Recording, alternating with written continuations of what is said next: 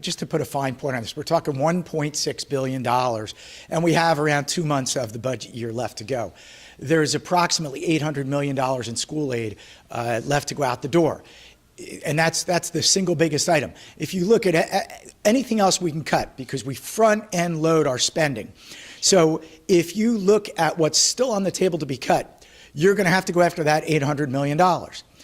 If you were to try to cut $800 million from school aid, in the last 2 months of a school year, we have about 110,000 teachers, give or take.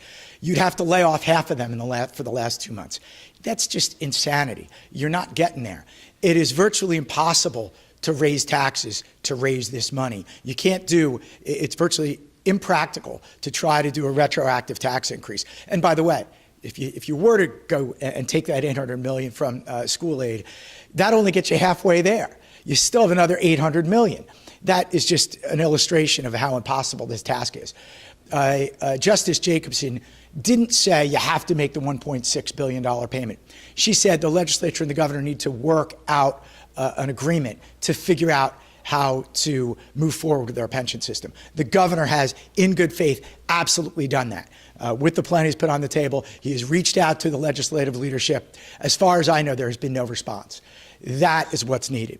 Our position is pro sound and responsible government that adheres to the laws of mathematics. Those are pretty simple things that haven't happened in Trenton all that often over the past 20 years. This governor's trying to inflict them on the process because it has to happen, and we're joining him in that effort.